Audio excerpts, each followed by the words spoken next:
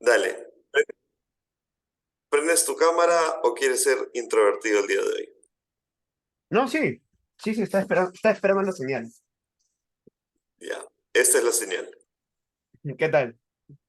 Ya estamos. Perfecto. Ya, Carlos. Nada, te agradezco tenerte acá como invitado y futuro, ¿cómo se llama? Como guía podría ser. Lo que pasa es que Carlos no solamente va a dar un par de charlas, sino después también va a dar mentorías a los 5 grupos seleccionados, ¿ya? Carlos es Lead Designer, está bien el título, ¿verdad? Lead Designer en Bantam, ¿verdad? Sí, Lead Game Designer en Bumble. Tengo una diapositiva para presentarme también, no sé si gustas, lo haces tú o lo puedo hacer yo, como prefieras. No, no, lo haces tú. Lo que pasa es que quiero darle importancia justamente a Sí. esta parte donde tú vas a guiar estos 5 proyectos más adelante, ya para darles, digamos, no sé, una mejor estructura o un detalle final, etcétera, etcétera. Entonces, nada, sin entrar en floro, te dejo con ellos y recordemos que esto va a ser grabado, todo esto después se va a pasar y la información la compartimos también por mail y el futuro landing page que vamos a tener. Dale, Carlos, te dejo. Listo, gracias, Renzo. Bueno, ¿cómo están todos? Buenas noches. En un segundo me presento con más detalle. Voy a setear la presentación. Un segundo. A ver, ¿qué tal ahí? ¿Se ve bien? Si tienen permiso para mandar comentarios por el chat, para escribir por el chat o para hacer preguntas, Sí, por están favor, acá. habilitados. Está habilitado, perfecto. Se ve la presentación sin ningún problema, ¿cierto? Perfecto.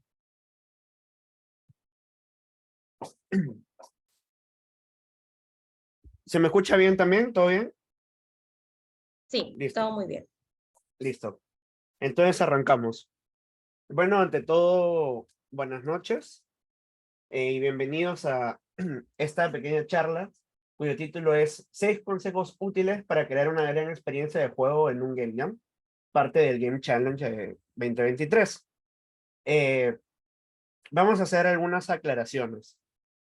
Eh, el scope de la charla, no quiero usar la palabra, el alcance, mejor dicho, de la charla, no quiero usar la palabra limitado, pero el tiempo es un poco limitado. Entonces, el objetivo es darles 6 consejos, llamémoslo pautas generales, que ustedes van a aplicar durante el Game Jam, lo que deben aplicar, y esto les va a permitir o va a hacer que su experiencia de juego sea una gran experiencia. Eh, ¿De qué se trata esto? A grandes rasgos, cada uno de estos consejos va a tener 3 subtemas, tres guidelines, digamos, tres pautas que van a seguir mediante el análisis de sus diseños, y esto, como les digo, a la redundancia, les va a permitir llegar a tener un concepto sólido que en consecuencia va a terminar en un gran concepto de juego. Habiendo aclarado esto, al final de la charla, he preparado una especie de checklist donde está todo el contenido de la charla condensado. Son una serie de preguntas que van a responder por cada consejo, por cada subtema. En total son 18, un poco más de 18 preguntas, porque algunos subtemas tienen 2 preguntas, que les va a permitir saber si están yendo por un buen camino o no. ¿Ok? Entonces, a grandes rasgos, voy a proceder a presentarme.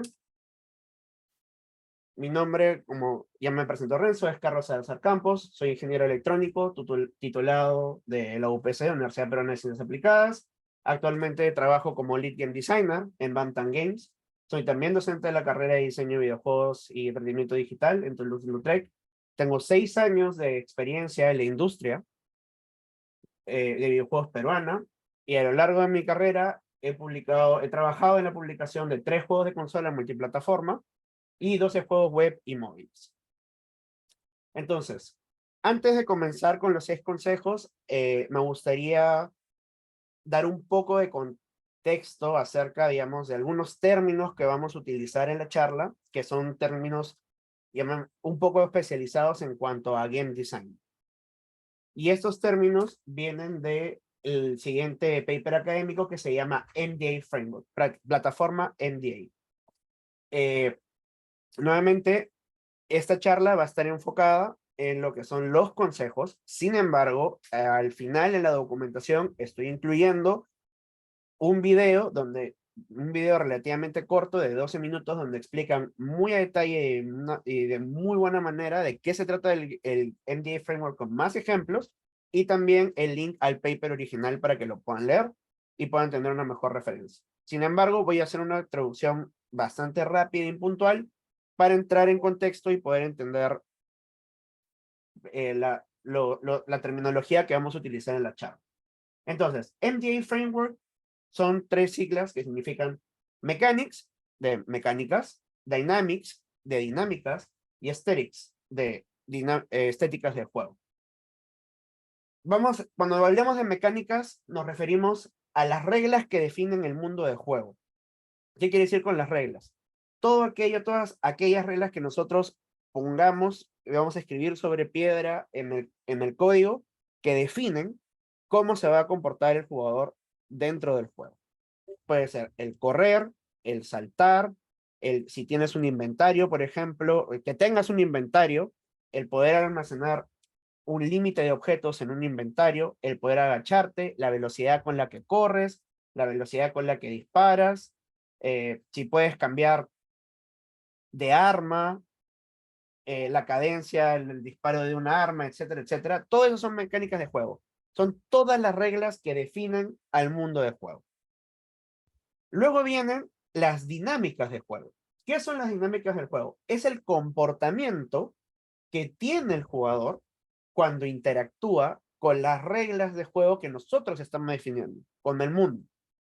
Entonces, aquí hay una relación causal. ¿Qué quiere decir? Que las dinámicas de juego son consecuencia de la interacción del jugador con nuestras reglas. Por dar un ejemplo, en un juego, en un first person shooter, un juego de disparos, que imagínense esta situación, ¿no? Donde estoy disparando, hay un enemigo que me dispara del sentido contrario y tengo, digamos, una estructura donde yo me puedo acercar, agachar y esconderme para que me proteja de los disparos del enemigo y esperar el momento preciso para poder volver a levantarme y responder y tratar de eliminar al enemigo, ¿no? Por darle un ejemplo. Entonces, el desplazarse, el agacharse, que las colisiones bloqueen las balas, son mecánicas de juego. Sin embargo, este comportamiento de acercarme y cubrirme para evitar las balas de los enemigos y luego yo poder levantarme y disparar de vuelta es una dinámica de juego. Es un comportamiento que es consecuencia de las reglas de juego que yo estoy definiendo, las reglas del mundo. Finalmente, y quizás esta es la parte más abstracta, pero la vamos a aclarar un poco más adelante, vienen las estéticas del juego.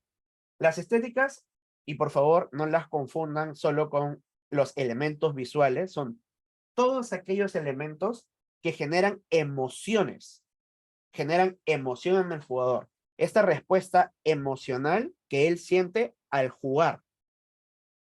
Por ejemplo, la narrativa es parte de la estética de jugar, la narrativa de juego, de qué se trata, el background del personaje, sus armas, cómo se ven, la misma historia, la misma historia del personaje, de los enemigos, del antagonista. Todo eso es parte de la estética de juego. Los efectos, las animaciones, el estilo de arte, todos los componentes que ya le dan sentido al mundo, que es lo que el jugador ve y percibe ya dentro del mundo, son las estéticas de juego. Entonces, las mecánicas, las reglas que nosotros definimos, son lo que le dan sentido al mundo. Las dinámicas es el comportamiento que tiene el jugador al interactuar con estas reglas que nosotros definimos, y las estéticas de juego son lo que le dan contexto a todo este mundo y lo que genera la respuesta emocional en el jugador. Entonces, ya definido esto, poniendo esto en contexto, ya podemos empezar a definir, digamos, a explicar un poco más cuáles son estos 6 conceptos. Entonces, primer consejo, concéntrense en la mecánica principal del juego. ¿Qué queremos decir? Como sabemos, y hablando un poco más ya dentro del contexto del Game Jam, usualmente el tiempo que tenemos es limitado. Es de entre 24 a 72 horas dependiendo del evento, pero es un tiempo relativamente limitado. No sigue la misma estructura que un ciclo de desarrollo de un juego normal. Por ende, hay un tiempo limitado para iterar, para probar, para experimentar. Por supuesto, nosotros nos tenemos que dar un espacio para hacer todo lo ya mencionado, pero una forma de asegurarnos que estamos yendo por el camino correcto, o mejor dicho, que no diversifiquemos mucho y le dejemos de prestar atención a lo que es realmente importante, es concentrándonos en la mecánica principal del juego. ¿Qué es lo que yo espero o cuál es regla o conjunto de reglas fundamentales que va a seguir el jugador a lo largo de toda la experiencia? Y en eso es lo que tenemos que concentrarnos. Entonces, para comenzar, identifiquen la mecánica principal. Primero, ¿cuál va a ser? Como ya mencionamos, son las reglas del mundo. Entonces, si vamos a hacer un juego, la imagen, aprovechando la coyuntura de la película, del primer Super Mario, el primer Super Mario fue un juego de plataforma. ¿Qué mecánicas principales tienen? Prácticamente es desplazarse y saltar. Si tú le quitas el salto a Mario, deja de ser Mario. Si tú dejas de correr, si le quitas la habilidad al jugador de desplazarse o haces que el desplazamiento no sea automático, deja de ser Mario. Entonces, concéntrense alrededor de las mecánicas principales. Dato importante, puedes tener una o más mecánicas principales. En el caso de Mario, mi opinión son dos. El desplazarte y el saltar. Todo el resto son interacciones que son consecuencia del desplazamiento y el salto, pero que le dan contexto al juego. Entonces, en las vidas también, por ejemplo, ¿no? Pero en general, concéntrense, primero identifiquen la mecánica principal y concéntrense en ella. La combinación de mecánicas y otros elementos estéticos hacen que el juego sea único. Hablamos un poco de estética al inicio, vamos a reforzarlo un poco más adelante en el segundo consejo, pero sin embargo, todos estos elementos que generan emociones mezclados con las combinaciones de las mecánicas que definen es lo que le van a dar esto único a tu juego, lo que lo va a hacer único. Y otro detalle súper importante, el tiempo es limitado. Como ya mencioné, en la gran mayoría de los casos no van a tener tiempo de iterar o experimentar. Un consejo que funciona el 100% de las veces es partan de una mecánica o de un conjunto de mecánicas que ha tenido éxito, que ya funcionan. ¿Qué quiere decir? Usen de referencia otros juegos. Partan primero de allí. Tienen una base sólida y en base a ello empiezan a experimentar. Empiezan a cambiar el concepto hasta que lleguen a lo que ustedes están imaginando. Pero si comienzan en algo desde cero, que es completamente abstracto, el tiempo les va a ganar. Entonces, definen la mecánica del juego principal, que define su juego. Recuerden que puede ser, es una mecánica o un conjunto de mecánicas y junto a las estéticas hacen única esta experiencia que están creando. Y finalmente, traten siempre de partir de una referencia de juego, una referencia sólida, un concepto que ustedes saben que ya funciona, que es divertido y en base a eso ya ahí tienen. La segunda parte del primer consejo es prototipado rápido. No sé si todos estén familiarizados digamos, con este concepto, pero básicamente hay que ser ingeniosos también como desarrolladores. Es mucho más rápido que yo agarre lápiz y papel y empiece a hacer dibujos súper básicos e intente abstraer esta mecánica que estoy planteando, que al final va a ser un juego, y plasme eso de alguna forma en papel, en una experiencia análoga en lápiz y papel. ¿Por qué? Porque es súper rápido de hacer. Lo puedes hacer en menos de 10 minutos y solo necesitas lápiz y papel. Esto te va a permitir validar si lo que estás pensando no es 100% preciso, pero sin embargo sí te da una buena noción de que estas mecánicas que tú quieres validar, que quieres asegurarte que genera una buena experiencia, valen la pena, que vale invertir el tiempo en ello. Y una forma muy rápida de ahorrarnos ese tiempo es con un prototipado rápido. En inglés se llama paper prototype. un ejemplo. En este caso están probando las pantallas y las alturas de ciertos obstáculos para un juego de platforming. Entonces lo que han hecho un marco con el papel, han cortado una hoja y la cámara va a ser side-scrolling, quiere decir que se va a desplazar de costado, bueno, en este caso, sí, de izquierda a derecha. Entonces, tú puedes mover el marco y puedes ir viendo cómo van entrando los elementos en esta pantalla ficticia. ¿He tenido que programarlo? No. ¿He tenido que desarrollar assets? No. Solo he necesitado lápiz y un par de lápices, un par de colores, papel y una tijera, y puedo hacerme una idea bastante clara de qué es lo que voy a terminar viendo en pantalla. Entonces, lo que puedan prototipar de forma rápida, háganlo, ganen tiempo. Finalmente, reforzar la mecánica principal. Construyan el juego, esta experiencia en torno a la mecánica principal, a la mecánica central, para que creen una experiencia cohesiva, consistente, que sea fácil de entender y atractiva para el jugador. ¿Qué quiero decir? Nuevamente, con la restricción de que tenemos poco tiempo para crear una buena experiencia. Si nuestra mecánica principal es saltar y evadir obstáculos, por ejemplo, todas aquellas mecánicas complementarias que no forman parte de la mecánica principal, llamémoslas mecánicas secundarias, deberían estar alineadas o deberían reforzar el comportamiento del jugador, deberían generar dinámicas de juego que se complementan con la mecánica principal. Por ejemplo, si yo creo un objeto o un power-up que haga que el jugador permanentemente pueda atravesar colisiones o pueda atravesar paredes, esa mecánica no se está complementando con la mecánica principal. ¿Por qué? Porque lo que yo quiero es que el jugador identifique obstáculos que yo le voy a ir planteando en el camino y que utilice el salto para poder evadirlos. Si yo creo una mecánica o implemento una mecánica de este tipo, lo que estoy generando es, estoy pidiéndole que realice otro comportamiento que no es el esperado. Ya no que salte, sino que atraviese paredes. Lo que hace Mario con la estrella, si se dan cuenta, es deja que tú atravieses ciertas cosas, pero no es absolutamente todo. Tú de igual manera tienes que respetar ciertas colisiones, la geometría del nivel, solo que ignorar los enemigos y es por un tiempo limitado. Si ese power-up funcionase de forma permanente, lo que va a ocasionar es que pierda totalmente el conflicto del juego, el reto, porque está en contra de la mecánica principal del juego, que es desplazarte y saltar para evadir obstáculos, que es la dinámica principal del juego. Entonces, todo aquello que ustedes vayan a proponer alrededor para su juego tiene que reforzar las mecánicas principales del juego.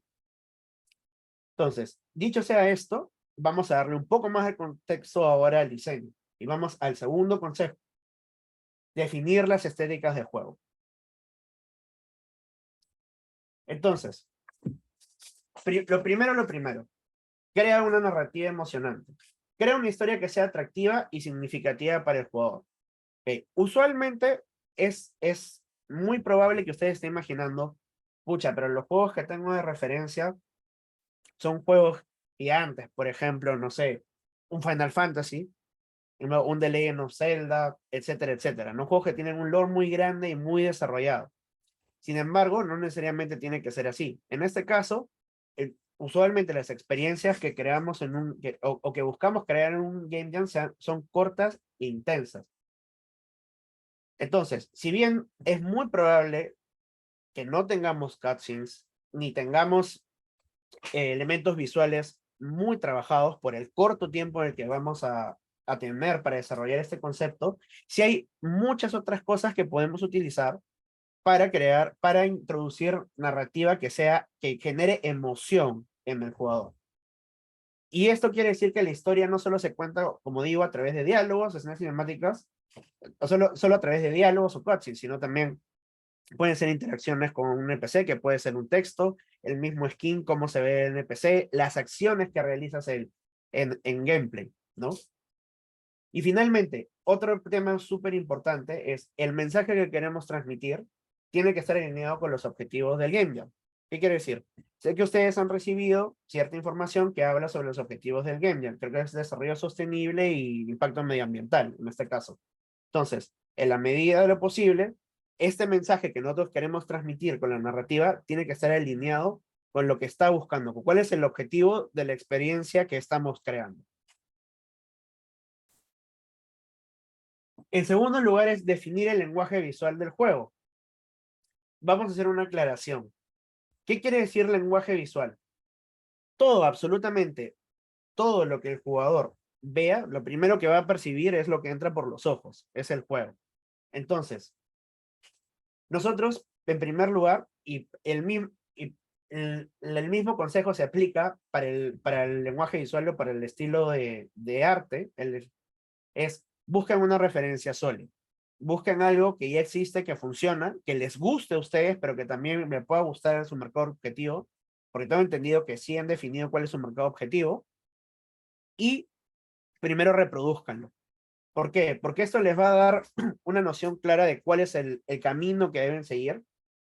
Y una vez que ya lleguen a ese lugar, a crear a este lenguaje visual que van a definir desde el inicio, y ahí recién van a poder iterar. Y van a empezar a ponerle estos detalles que quizás no son parte de su referencia, pero son este toque único que ustedes están creando o quieren añadir a su experiencia de juego. De la misma forma, con los mismos criterios, creen personajes y escenarios que evoquen emociones. Nuevamente, la estética de juego, ya definimos que no es solo visual, pero en este caso en particular estamos hablando de lo visual, es la responsable de generar emoción. Entonces, busquen siempre que el personaje genere emoción, genere emociones en el jugador y que los escenarios también.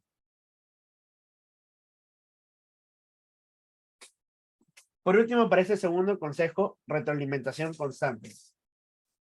Asegúrense que todas las acciones del jugador tengan un impacto en el juego y que se le comunique en todo momento lo que está pasando. Estoy seguro que más de uno aquí, si no es decir todos, en algún momento hemos tenido alguna experiencia de juego en la que no hemos entendido lo que ha estado pasando. Y el 90% de las veces eso se genera porque el juego no me está dando la suficiente retroalimentación para que yo como jugador me dé cuenta de cuáles son las consecuencias de mis acciones en el mundo del juego. Entonces, es muy importante y sé que también para los que estuvieron presentes en la charla del día lunes con Manuel, sé que él también tocó este tema, pero sin embargo, no solo se aplica al sonido, sino se aplica a todos los elementos estéticos del juego. Siempre tengan presente que todo, absolutamente todo, tiene que darle retroalimentación al jugador. Si el jugador avanza, camina, se tiene que escuchar las pisadas. Si el jugador dispara, se tiene que escuchar el disparo. Si el disparo cae en algo, se debe escuchar. Si crea una explosión, tengo que usar efectos para una explosión. Si hay un derrumbe, debería ver o encontrar una forma de comunicarle al jugador que algo se está derrumbando, tanto visualmente como de forma sonora. Si quiero crear un ambiente de tensión, pues la música de fondo debe tener ciertas características que generen tensión en el jugador. Y todo esto se complementa. Entonces, y ténganlo muy claro, siempre tengan presente que todo, absolutamente todo lo que haga el jugador, tiene que tener una respuesta por parte del juego. Porque si no, lo que va a terminar es en que no va a entender qué es lo que está pasando y se va a frustrar. Dicho esto, vamos con el tercer consejo. Mantenga el alcance del juego manejable. Y si bien esto tiene que ver un poco más de producción, el día de mañana vamos a hablar un poco más sobre game production en un game jam, cómo aplicarlo en un game jam. Considero que es importante introducir este consejo, esta pauta aquí. ¿Por qué? Como mencioné al inicio, y probablemente lo voy a repetir muchas veces más, perdón por la redundancia, pero me parece crucial que entiendan esto, es que tenemos que manejar el alcance del juego, tenemos que hacer que sea manejable en todo momento. ¿Y por qué? Porque muchas veces pasa, a mí también me ha pasado como desarrollador, me he emocionado, he querido hacer el siguiente LOL en 3, 4 meses y eso es imposible. Entonces, cuando nos referimos a alcance, nos referimos a todas aquellas tareas, todos los pasos, todos los elementos que tenemos que desarrollar para llegar a nuestra meta, que es crear esta experiencia de juego. Entonces, si nosotros no somos conscientes de qué es lo que podemos desarrollar en este espacio de tiempo, lo más probable es que lleguemos con una experiencia que no está completa y que le falta mucho para poder generar estas emociones, esta sensación positiva, que genere una experiencia divertida para el jugador y va a ser frustrante. Entonces, ya poniendo esto en contexto, vamos con el primer criterio, que es definir el alcance desde el inicio. ¿Qué quiere decir? Una vez que encontramos una referencia y sabemos por qué camino queremos seguir para nuestro concepto de juego, hay que sentarnos con todo el grupo y decir, ok, muchachos, ¿qué es lo que vamos a hacer? ¿Cuántos niveles vamos a tener? ¿Cuántos personajes? ¿Cuántos SFX? Etcétera, etcétera. ¿Por qué? Porque eso te va a permitir tener una mejor perspectiva de todo lo que vas a tener que hacer en el tiempo que tienes para presentar tu juego y eventualmente te va a permitir filtrar qué contenido debe ir y no debe ir. Ya hablamos de las mecánicas principales, que siempre debemos concentrarnos primero en ella y en las mecánicas que la complementan. Vamos a ver un poco más de detalle igual más adelante, pero nuevamente es importante que pueden hacer una lista, esto está en el checklist que está al final, lo vamos a ver igual, pero sean conscientes y responsables sobre todo. Creo que esa es la palabra indicada, responsables. Definan el alcance de su juego de manera responsable y sean realistas de lo que pueden hacer dentro del marco de tiempo que se les da para desarrollar el juego. Nuevamente, identificar prioridades. Identifique cuáles son las características y el contenido que son más importantes para su juego y céntrense en ellos primero. Hablamos de la parte más abstracta, de las mecánicas y dinámicas de juego que forman la esencia del juego y de las estéticas. Sin embargo, para generar la experiencia completa, también necesito estéticas de juego. Hace un ratito lo mencionamos. Animaciones, si es que las tuviesen, VFX, SFX, música de fondo, etcétera, etcétera. Entonces, identifiquen qué es aquello de lo que no pueden prescindir. Estos elementos que van a generar toda la emoción, toda esta dinámica que va a generar la experiencia de juego, o al menos el core, lo principal, el núcleo. Y eso es a lo que le tenemos que dar prioridad. Por darles un ejemplo, que también es súper común. Si yo sé que tengo poco tiempo para presentar mi concepto, lo más probable, es una imagen del juego de Legend of Zelda Breath of the Wild, digamos que tengo que presentar un prototipo de esta situación de gameplay, ¿no? Si yo agarro y le doy prioridad a vestir el escenario en vez de vestir al personaje o al darle un contexto, qué arma tiene en la mano, o en trabajar el comportamiento del enemigo, las animaciones, por decirlo de alguna forma, lo que va a pasar es que voy a tener un escenario bonito, efectivamente, pero no se va a entender el gameplay, no se va a entender lo que está pasando en el juego, porque el foco y lo principal es el personaje y las acciones del personaje, porque son lo que reflejan las intenciones del jugador, ¿no? Entonces, ahí hay un problema de criterio, porque para el tiempo que tenía, sabía que tenía un tiempo limitado, pero yo le debí dar prioridad al personaje, no a los escenarios, en ese momento, para ese contexto. Entonces, eso es lo que quiero llegar con identificar prioridades. Tengan claro qué es aquello que forma el núcleo de su experiencia y primero prioricen eso. Cuando eso ya esté, recién viene todo lo demás. Finalmente, muchachos, estén preparados para eliminar funcionalidades. ¿Qué quiere decir? Ustedes van a ir jugando y van a ir probando. También vamos a hablar del testeo más adelante. Pero, otra vez, y valga la redundancia, el tiempo es limitado. Entonces, muchas veces pasa que nosotros decimos como desarrolladores, pucha, sería increíble tener un inventario con un montón de objetos que puedes recolectar. Ya, perfecto. Pero tu juego no se trata sobre recolectar objetos, se trata sobre, otra vez usemos el ejemplo de Mario, se trata sobre platforming, sobre correr y esquivar obstáculos. Entonces, si bien puedo tener un montón de easter eggs, eh, de cosas que pueden ser muy atractivas para el jugador, ponerlas, digamos, en lugares difíciles de alcanzar, realmente esto no es fundamental para la experiencia que yo le quiero dar al jugador. Y si yo agarro y empiezo a invertir tiempo en esta funcionalidad, en esta serie de mecánicas y dinámicas de juego que no están alineados con mis mecánicas principales, lo que estoy haciendo es desperdiciando tiempo y recursos, porque al final vas a tener una experiencia que no es buena ni en una ni en otra.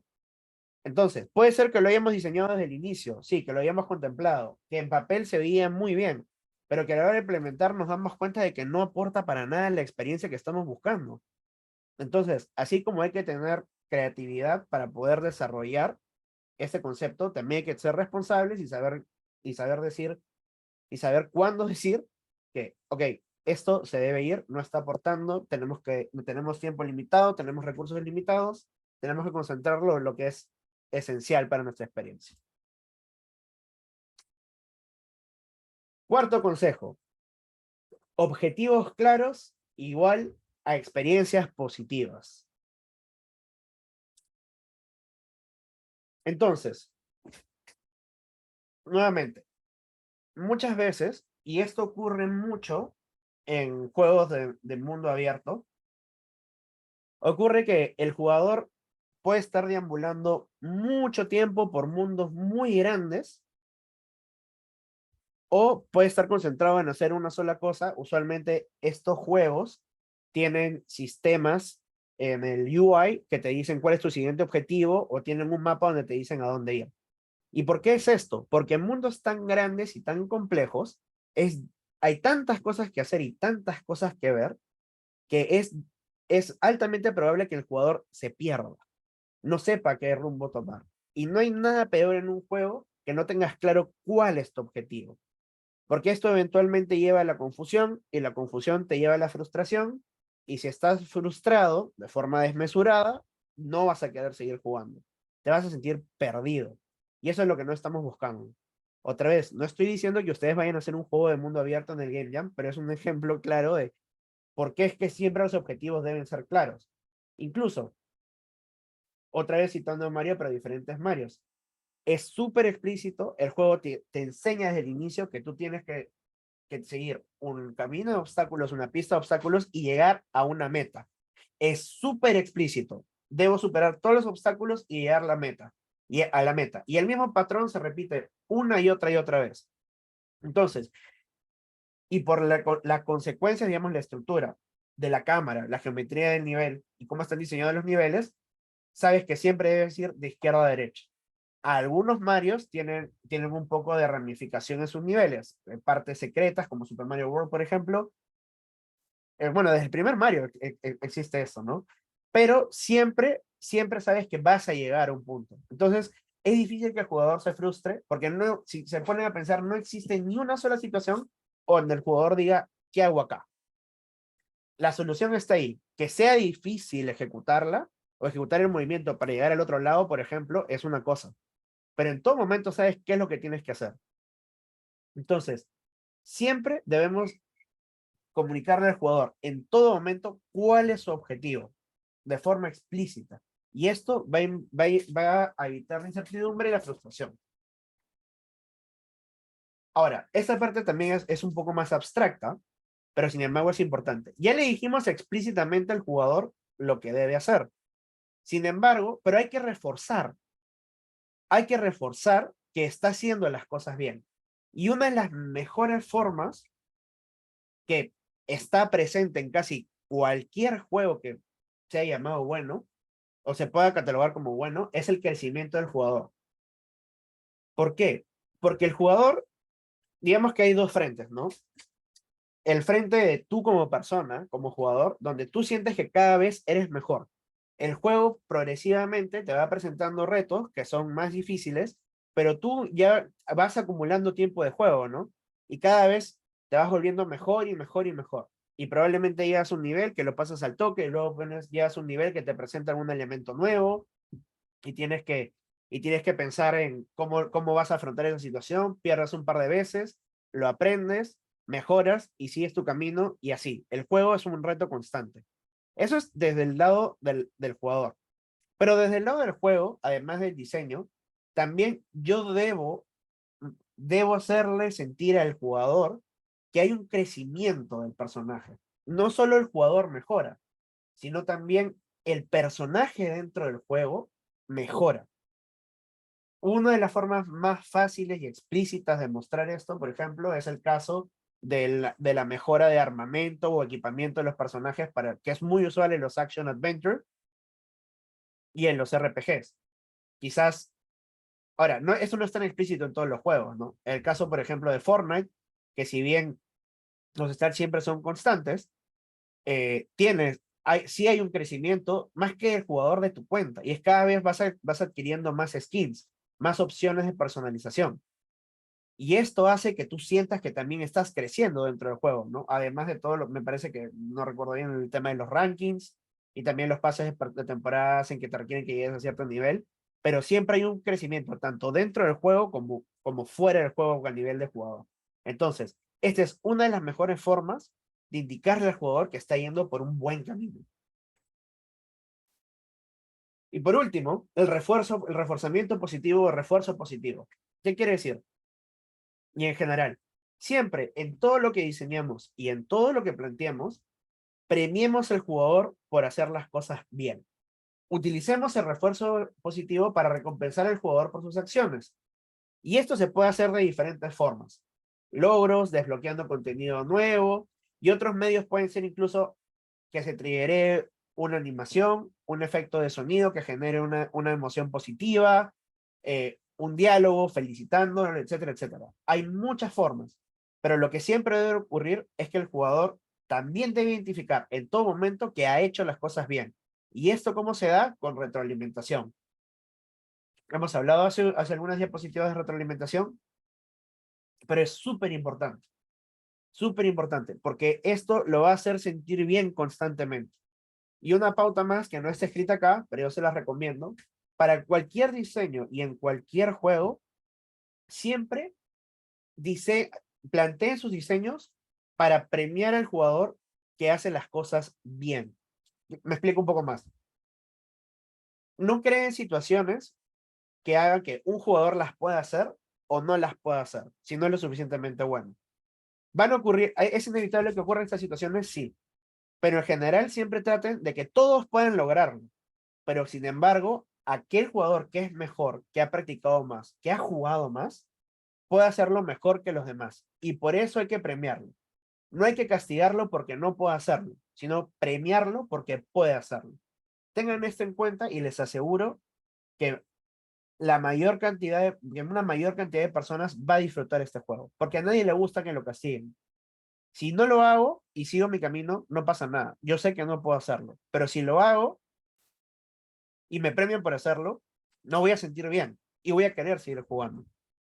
Si me castigan porque no puede pasar esa parte y no puedo hacer nada, bueno, eventualmente, si es que no logro aprender, voy a dejar de intentar, pero me voy a frustrar y voy a dejar de jugar.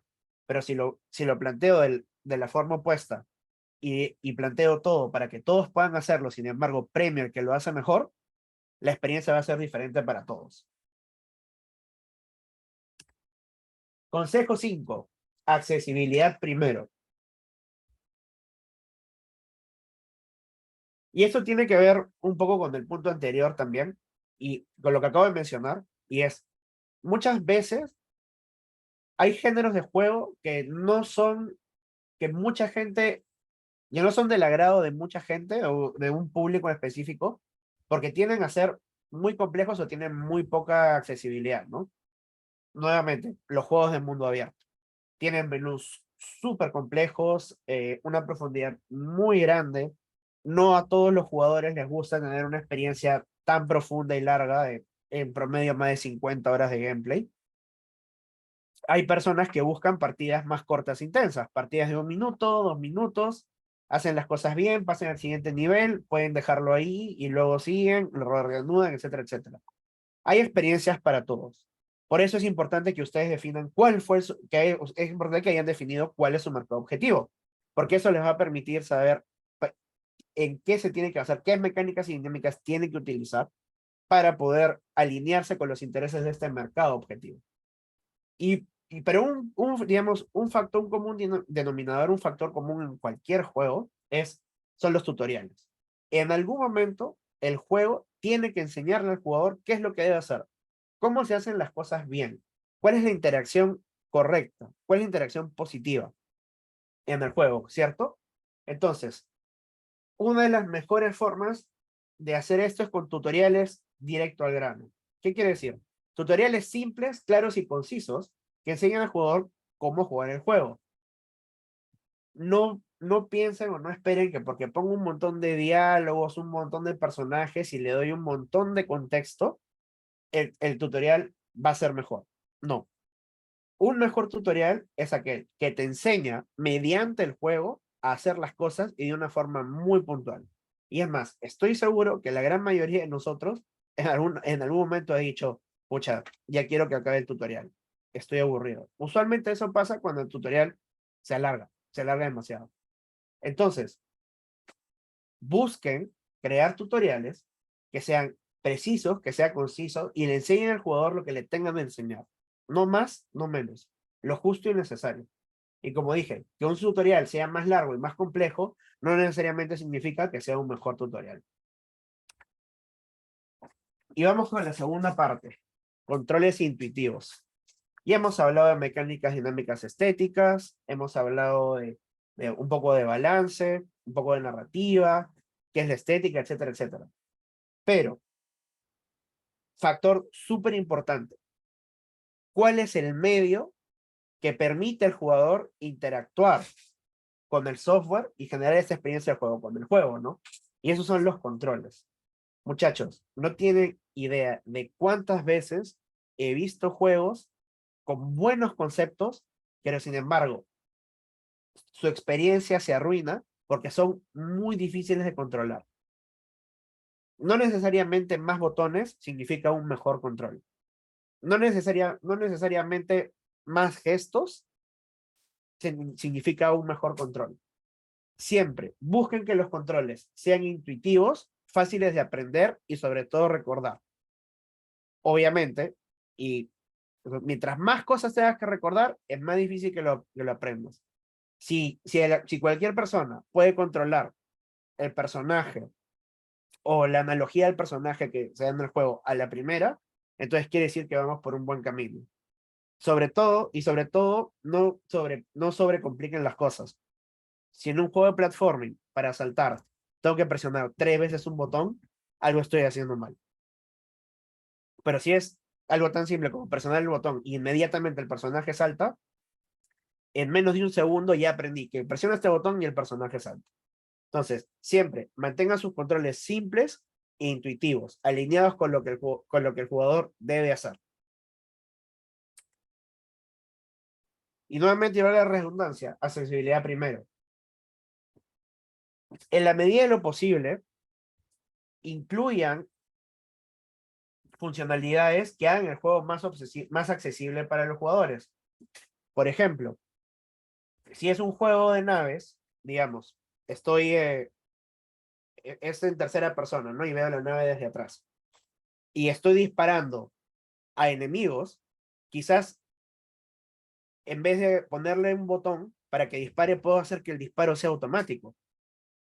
Y lo único que tengo que hacer es desplazar la nave para que la mira se alinee con los enemigos y le dispare. Eso es una opción de accesibilidad. Si es que mi target market, por ejemplo, es un público infantil, ¿no? De 6 años en adelante o por ese rango de edades, ¿no? Que mientras más complejos sean los controles, más difíciles va a ser para ellos disfrutar la experiencia del juego.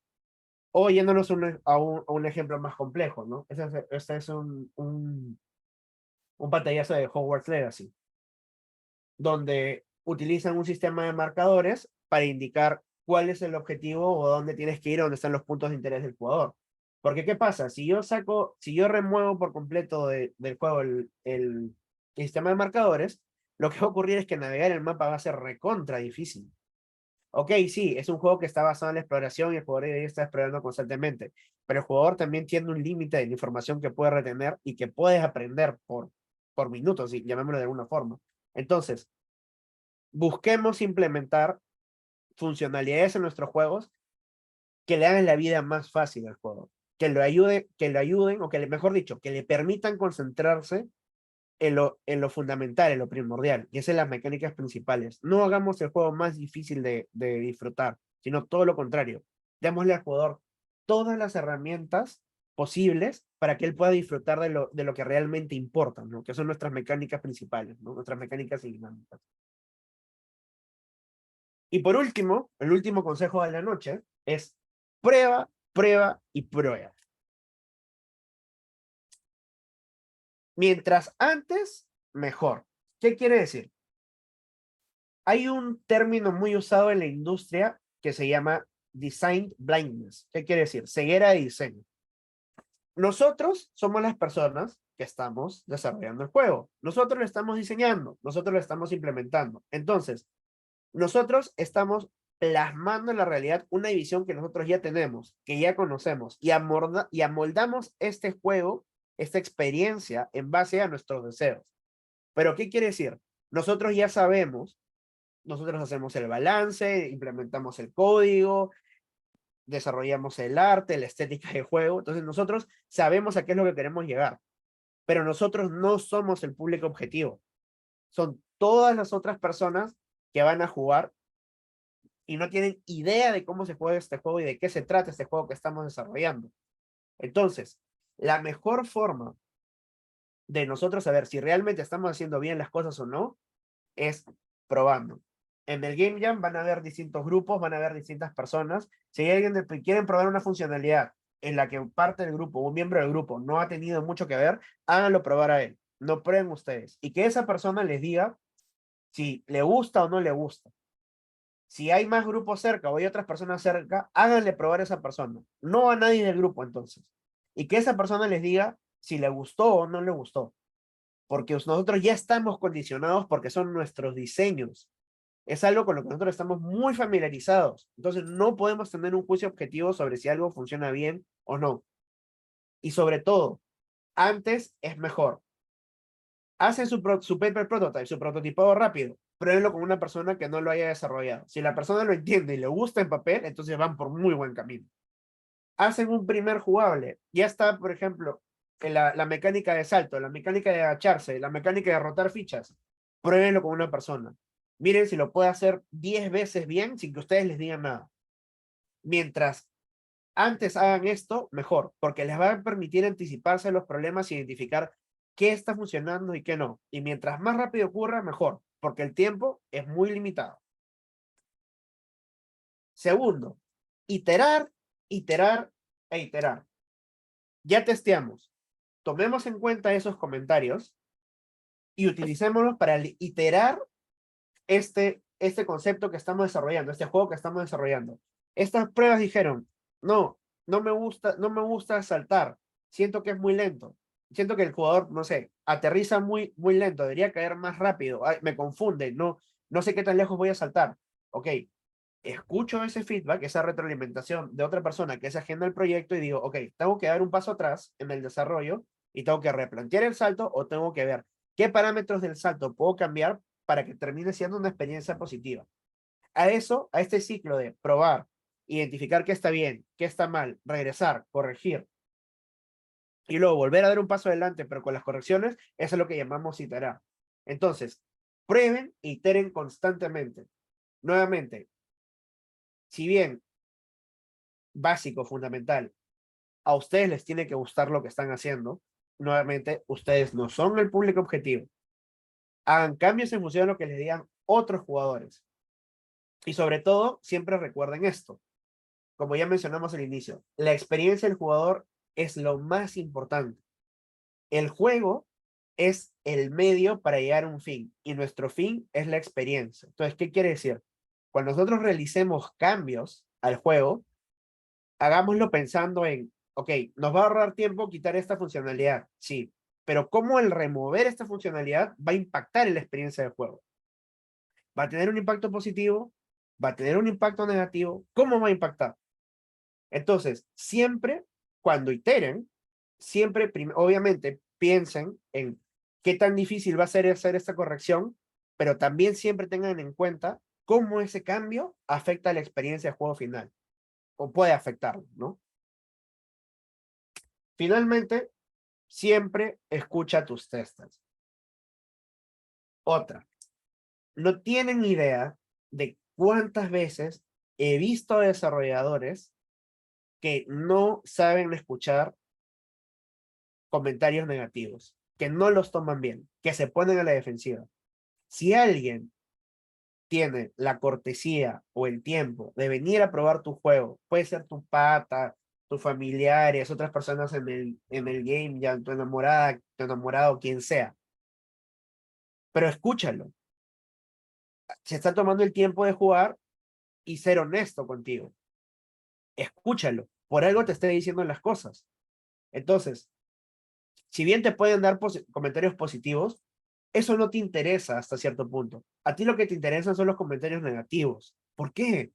Porque es donde están las potenciales fallas que están haciendo que la experiencia de juego no sea grata para esa persona. No puede ser que no sea toda la experiencia de juego, pero puede ser una funcionalidad. Quizás sea un tema de balance, del que tú no te diste cuenta hasta que alguien te lo dijo y dices, oye, sí, tienes razón. Como yo estoy acostumbrado a hacer esto, para mí es súper fácil, pero para otra persona no. En vez de ponerte a la defensiva y decir, no, así está bien, dejémoslo así. No. Eso es lo último que deben hacer como desarrolladores, muchachos. Entonces, utilice los comentarios siempre como una forma de mejorar tu juego y hacerlo lo mejor posible. Y mejorar la experiencia de juego. Entonces, para recapitular, creo que ya nos vamos a pasar del tiempo, voy a tratar de ser breve. Entonces, consejo 1, concéntrense en la mecánica principal. Ya saben, la esencia, aquello que es va a generar la experiencia fundamental de juego. Segundo, definir las estéticas de juego. Todos estos elementos que van a generar emoción en el jugador, que van a hacer que evoque emoción y lo que va a permitir que él tenga el contexto y tenga una experiencia placentera, divertida, una experiencia positiva de juego, una gran experiencia de juego. Tercero, mantenga el alcance manejable. Recuerden, nuestro tiempo es limitado. Hay que definir prioridades. Hay que saber a qué le vamos a prestar atención y a qué no. Si nos sobra un poco de tiempo y esta funcionalidad complementa bien la mecánica principal y se puede hacer porque todavía tenemos tiempo, genial. Si no, concéntrense primero en lo esencial. Cuarto, objetivos claros igual experiencias positivas. Siempre concéntrense, mejor dicho, asegúrense que el jugador tenga sus metas claras. Así van a evitar que se frustre y que tenga una experiencia negativa. Usen el refuerzo positivo, prémienlo por hacer las cosas bien y sobre todo que el jugador sienta que está creciendo tanto dentro como fuera del juego. Consejo 5, accesibilidad primero. Diseñen su juego no para que sea difícil de jugar, sino lo más simple posible. Denle menos cosas al jugador por las que tiene que preocuparse, que solo se preocupe por jugar, por hacer lo que tiene que hacer. Usen funcionalidades, implementen funcionalidades que le hagan la vida fácil al jugador, no que se la compliquen. Y finalmente, prueba, prueba y prueba. Prueben todo lo que puedan, hasta el cansancio. Mientras más temprano, mejor, y siempre sean agradecidos y escuchen a sus testers. Es alguien que se está dando el tiempo de probar tu juego y te está dando feedback honesto de la experiencia de juego que estás creando. Recuerden, nosotros como diseñadores, como desarrolladores, estamos condicionados porque nosotros estamos plasmando esa experiencia. Siempre busquen a alguien que no tenga ninguna familiaridad, porque ese es el feedback más valioso que están buscando. Entonces, estas son las fuentes que he utilizado, además de mi experiencia. El Video Game Project es un paper que habla sobre cómo desarrollar un juego con prototipos en papel. The Art of Game Design, A Book of Lenses, la tercera edición de Jesse Shell. Y como les mencioné al inicio, el artículo académico del MDA Framework, donde pueden verlo y se explica, digamos, son 6 páginas, si no me equivoco, 6 o 8 páginas, donde ya explican con mayor profundidad el paper original, de cuando se planteó esta plataforma de análisis de juegos. Antes de terminar, le voy a compartir esto a Renzo para que se lo comparta con los chicos que están participando en el Game Jam, que es un checklist de toda esta presentación. Formato de preguntas, el primer consejo, concéntrense en la mecánica de juego, responden estas preguntas y eso va a ir validando que están tomando un buen camino. Por ejemplo, identifica la mecánica principal. ¿Cuáles son tus mecánicas principales? Prototipado rápido. ¿Es divertido jugar tu prototipo rápido? Sí y no. Si es divertido y lo han validado con unos testers, entonces van por buen camino. Si no, entonces hay algo que no está bien. Tienen que iterar, tienen que replantearlo. Entonces, la dinámica de este documento es que ustedes respondan estas preguntas de la forma más honesta posible y esto les va a permitir saber si están yendo por buen camino o no.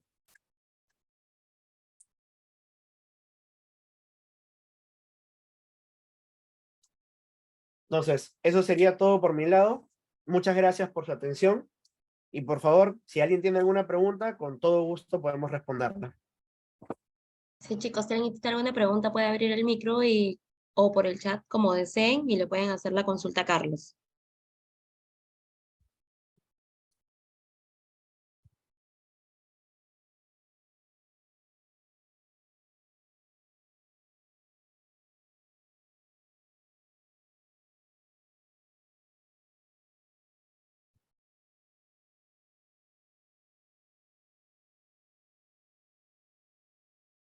Alejandro Pineda dice, ¿y la experiencia final también afecta o no es significativa como los otros puntos? ¿A qué te refieres, Alejandro? Porque el seguir estos consejos es lo que te va a ayudar, te va a permitir a desarrollar esta experiencia final, ¿no? Cuando, digamos, si estoy entendiendo bien tu pregunta, cuando llegues a este producto final, cuando tú dices, ya, esto es lo que voy a presentar, ahí es cuando, digamos, pues haces un testing final y puedes hacer un pequeño pulido, ¿no? Pero ya has tenido muchas rondas de testeo antes. Ahí dice, o sea, un gracias por jugar cuando el jugador acaba el juego. Claro, ese gracias por jugar es refuerzo positivo, porque estás agradeciendo al jugador por haberse tomado el tiempo de haber jugado y todo el juego y haber completado todos los retos que tú le propusiste como desarrollador. Y aunque no crean, bueno, es un buen comentario en realidad. Esta pantalla de gracias por jugar digamos, es un, es un gatillo emocional muy poderoso, porque empodera al jugador y hace que haya sentido gusto por todo este tiempo que ha invertido en jugar, ¿no? Entonces sí, claro que afecta, por supuesto que afecta. Es un premio por terminar el juego.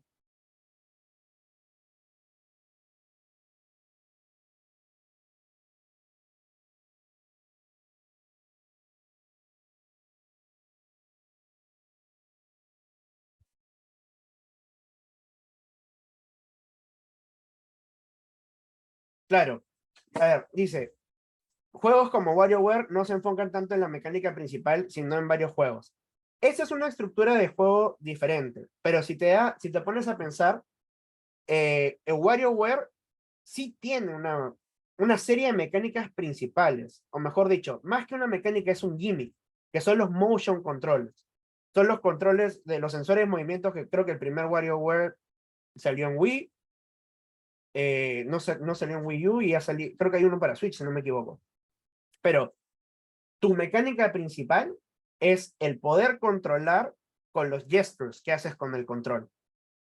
Lo que pasa es que te pide con la justificación estética, que es cómo se ven, cómo el jugador percibe los minijuegos y las acciones que tienes que hacer, eso genera distintas dinámicas de juego. Pero en WarioWare se concentra en los motion controls, en mover el control. Incluso el mismo Mario Party, hablando de Mario Party, que tiene una mayor variedad de juegos, por ejemplo, que son muchos minijuegos, pero la mayoría, digamos, ahí es un poco más complejo y es un poco más abstracto, porque en general, siempre tienes el desplazamiento, tienes el salto, tienes la opción de elegir. Eso se llama, esos tipos de juegos utilizan mucho algo que se llama controles contextuales. ¿Qué quiere decir? Que son que los inputs del control cambian según cambian según lo que el jugador, la estética del juego le pida hacer al jugador. Dice, la mecánica de WarioWare principal no es que los juegos van tan rápido que tienes que pensar rápido para saber qué hacer. Si está hablando del mismo WarioWare, en realidad tienes que pensar rápido la mayoría de veces, pero la forma de controlar o ejecutar la acción correcta es con los motion controls.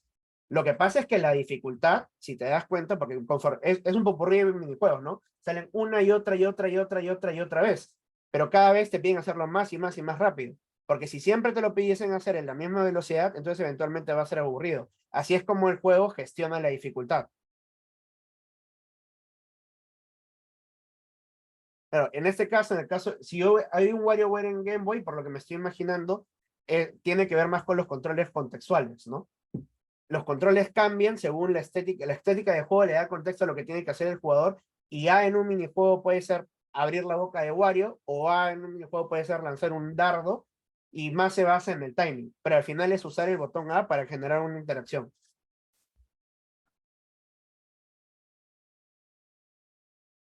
En realidad los touch controls también son un gimmick, ¿no? En este caso, el controlar el personaje tocando la pantalla sería tu mecánica principal. El gimmick es tu mecánica principal. Pero ya lo que tú estás haciendo en gameplay, eso es la justificación estética. Mejor dicho, viene de la justificación estética, de las estéticas del juego. El contexto que tú le das.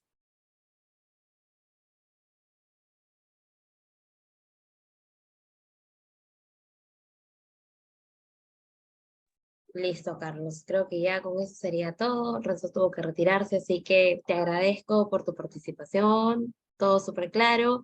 Gracias, chicos, por participar y nos estamos despidiendo. Listo, muchas gracias, muchachos. Gracias por asistir y buenas noches. Gracias a ti, Carlos.